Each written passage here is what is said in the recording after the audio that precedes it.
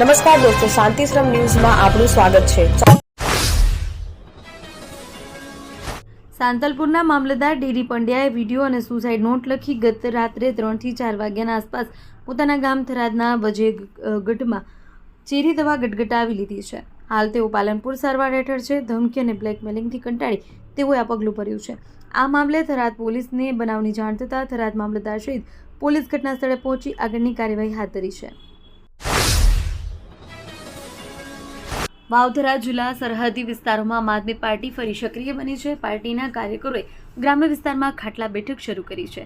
બેઠકો વાવથરા અને ધરણીધર તાલુકાના વિવિધ ગામડાઓમાં યોજાઈ રહી છે। કાર્યકરો સીધા લોકો સાથે સંવાદ સાધી રહ્યા છે।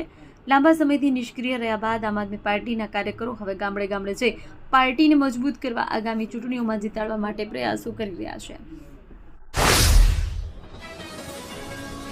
માઉન્ટ આબુમાં કડકડતી ઠંડીનો પ્રકોપ યથાવત છે। અહીં લઘુત્તમ તાપમાન -1 ડિગ્રી સેલ્સિયસ નોંધાયું છે।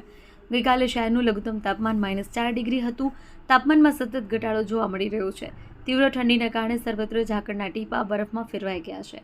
મેદાનો, વાહનો, પક્ષીઓ માટે ઘરની બહાર રાખેલા પાણીના કુંડા પર પણ બરફનો થર જામી ગયો છે।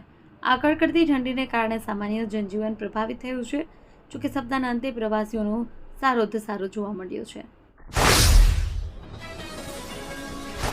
અંબાજી મંદિરમાં સૌરાષ્ટ્રના એક અજ્ઞાત ભક્તે મા અંબેને 263 ગ્રામ વજનનો સોનાનો 9 લાખનો હાર ભેટ આપ્યો છે।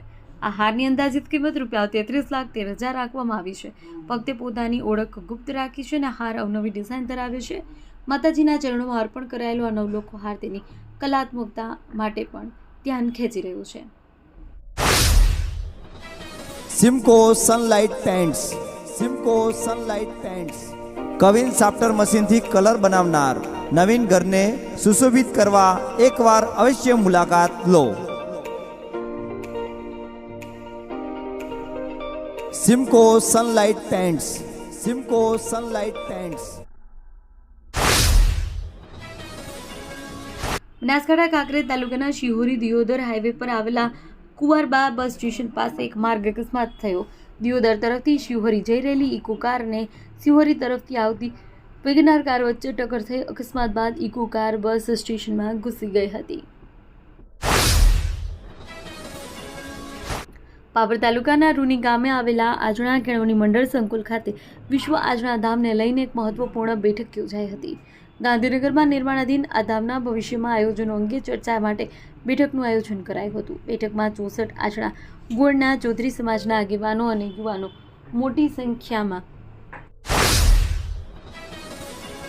મહેસાણાના ગાંધીનગર લિંક રોડ પર ખારી નદી પાસે આવેલા 50 લાખ લીટરની ક્ષમતા ધરાવતા પીણાના પાણીના મુખ્ય સંપની બિલકુલ નજીક મહાનગરપાલિકા દ્વારા ગંદા પાણીનો ડ્રેનેજ સંપ બનાવવાની કામગીરી શરૂ કરવામાં આવતા સ્થાનિક રહીશોમાં રોષ જોવા મળ્યો।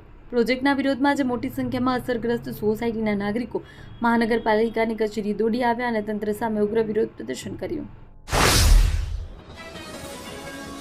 ઇન્કમટેક્સ પાસે આવેલી અમદાવાદ ગ્રામ્ય કોર્ટને બોમ્બથી ઉડાવવાની ધમકી મળી। અજાણ્યા શખ્સે ઈમેલ મારફતે કોર્ટના આઈડી પર મેલ કરી ઉડાવવાની ધમકી આપી।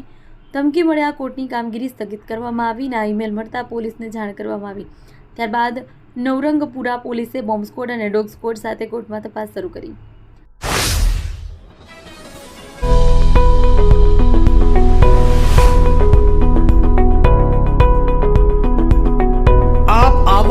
આજે દિયોદરમાં બનાસ ડેરી સંચાલિત ઉમંગ મોલમાં જ્યાં આપને મળશે બનાસ ઘી, બનાસની ચા, નવરસ તેલ સહિતની જીવન જરૂરિયાત તેમજ કરિયાણું તથા કોસ્મેટિક ચીજ વસ્તુઓ તેમજ પશુહાર સામગ્રી મળશે વ્યાજબી દરે। આજે સંપર્ક કરો ઉમંગ મોલ, ખીમાળા બાબર હાઈવે, તિરુપતિ સોસાયટીની સામે બ્રિજના છેડે। આજે સંપર્ક કરો 94 276 45 123।